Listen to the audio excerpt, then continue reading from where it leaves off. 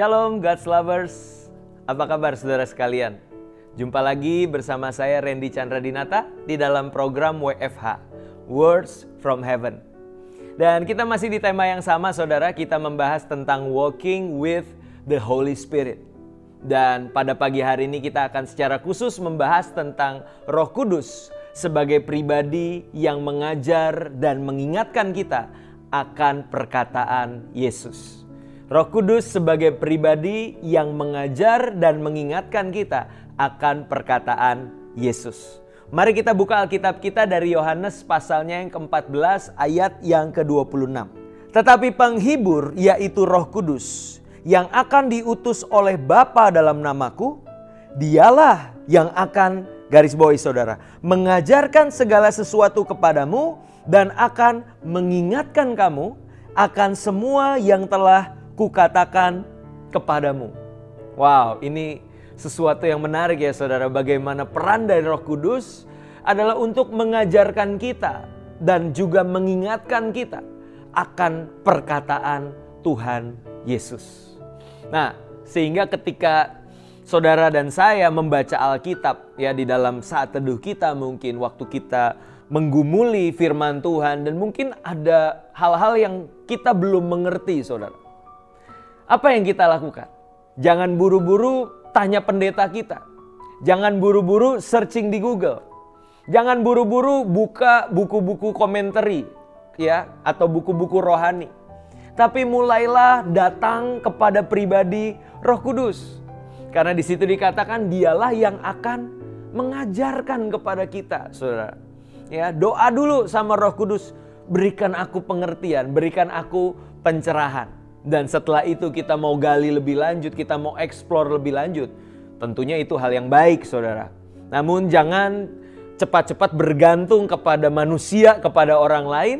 Tapi mulailah dengan mencari jawaban, mencari pengertian dari Roh Kudus. Amin saudara. Dan bukan cuma Roh Kudus akan mengajarkan, tetapi juga akan mengingatkan kepada kita. Nah, tapi yang jadi pertanyaan saudara bagi setiap kita adalah, apa yang Roh Kudus mau ingatkan kalau kita pertama-tama tidak membaca dan merenungkan, saudara? Benar ya, apa yang Roh Kudus mau ingatkan kalau kita pertama-tama tidak membaca dan merenungkan? Ya, saya dulu zaman sekolah, zaman kuliah ada satu statement yang nyeleneh saudara ya. Tapi boleh dibilang menyesatkan juga sih. Statement ini bilang gini, banyak belajar, banyak lupa. Sedikit belajar, sedikit lupa. Nggak pernah belajar, nggak pernah lupa. Makanya nggak usah belajar. Waduh, itu statement yang ngaco ya saudara ya. Tapi seringkali kita tanpa sadar di dalam kehidupan kekristenan kita berlaku tidak bertanggung jawab saudara. Kita tidak membaca dan merenungkan firman lalu berharap Roh Kudus akan mengingatkan kita. Loh tentu tidak begitu caranya. Ya, anggapnya seorang anak sekolah ya di zaman ujian, H-3, H-1 nggak belajar sama sekali, main game kerjaannya, sampai hari H baru panik. Aduh gimana nih, soal-soal ujian di depan mata, bingung akhirnya. Dan apa yang dia lakukan saudara? Anak ini mengangkat pensilnya ya, di hadirat Tuhan, tidak lupa diolesi minyak urapan gitu ya. Terus dia doa, Tuhan Roh Kudus berikan aku pengertian, mampukan aku mengerjakan soal-soal. Terus soalnya pilihan ganda, dan dia berharap pensilnya itu bisa gerak sendiri saudara. Waduh, itu jelas bukan Roh Kudus ya saudara, itu namanya roh halus. Kerja Roh Kudus tidak seperti itu tentunya saudara. Kita perlu untuk membaca dan merenungkan firman Tuhan di dalam kehidupan kita. Dan terkadang memang kita bisa lupa akan apa yang telah kita baca. Tapi saya percaya di momen itulah ketika di dalam peristiwa kehidupan, Roh Kudus akan mengingatkan kita akan apa yang Yesus katakan. Dan itu menjadi kekuatan, menjadi pengharapan untuk kita bisa melangkah saudara. Maka firman Tuhan dan Roh Kudus itu adalah sesuatu yang tidak bisa dipisahkan. Mereka berkolaborasi untuk mengerjakan iman di hati kita. Dan saya percaya saudara, terkadang waktu kita membaca Alkitab, mungkin kita belum memahami apa arti firman tersebut. Saya percaya firman itu dibagi menjadi dua saudara. Yang pertama adalah, kalau bahasa Yunaninya adalah logos. Yang kedua adalah rema. Nah saudara, waktu kita membaca firman Tuhan, di situ kita sedang mengumpulkan logos demi logos. Perbendaharaan firman itu sedang kita kumpulkan. Dan inilah peran Roh Kudus saudara. Bagaimana ketika Roh Kudus itu bisa menerjemahkan logos menjadi rema saudara. Misalnya kita baca ayat firman Tuhan yang secara logika itu kelihatannya tidak masuk akal. Misalnya kalimat ini, terlebih berkat memberi daripada menerima. Terlebih berkat memberi daripada menerima. Tentunya ini bukanlah sesuatu yang masuk logika kita. Yang ada apa? Terlebih berkat menerima dong daripada memberi. Tapi satu ketika saudara, ketika di dalam kehidupan kita, kita berjumpa dengan seseorang yang benar-benar membutuhkan pertolongan. Dan di momen tersebut Roh Kudus bicara kuat di hati kita. Tolong dia, bantu dia. Dan di dalam ketaatan, mungkin kita juga masih pas-pasan saudara. Kita lagi gak berkelimpahan, tapi kita menolong orang tersebut.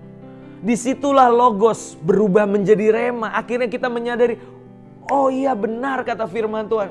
Terlebih berkat memberi daripada menerima. Sekalipun itu di luar logika saya. Tapi ada damai sejahtera dari Roh Kudus di hati saya. Dan saya percaya itulah Roh Kudus yang sedang bekerja mengubah logos menjadi rema. Maka tidak heran Matius 4 ayat 4 berkata, manusia hidup bukan hanya dari roti saja, tetapi dari setiap firman yang keluar dari mulut Allah. Firman yaitu berasal dari kata rema. Roma 10 ayat 17, iman timbul dari pendengaran. Pendengaran akan firman Kristus, rema Kristus. Dan saya percaya logos yang diubah menjadi rema oleh Roh Kudus, itulah yang menumbuhkan iman kita. So, ayo baca Alkitab, renungkan firman Tuhan, dan saya percaya di dalam kuasa Roh Kudus, firman tersebut akan menjadi iman yang bertumbuh di hati kita. Amin. Mari kita berdoa. Bapa dalam surga, sungguh kami mengucap syukur untuk kehadiran Roh Kudus di dalam kehidupan kami. Sehingga di dalam pembacaan kami akan firman-Mu, Roh Kudus itu yang mengajar kepada kami. Bahkan Roh Kudus yang akan mengingatkan kami akan segala perkataan yang Yesus pernah katakan. Biarlah pengingat demi pengingat itu boleh menjadi kekuatan bagi kami untuk melangkah, untuk kami melayani, untuk kami memberitakan Injil-Mu. Dan kami percaya dengan kuasa Roh Kudus, maka kami akan memiliki kehidupan yang berkemenangan. Di dalam nama Tuhan Yesus kami telah berdoa dan mengucap syukur. Haleluya. Amin. Puji Tuhan, God's lovers sekalian. Jikalau video ini menjadi berkat buat saudara sekalian, mari kita bagikan link YouTube yang ada kepada orang-orang di sekitar kita, kepada saudara, kerabat, dan juga teman-teman sekalian. Sampai jumpa di WFH selanjutnya. Terima kasih, Tuhan Yesus memberkati.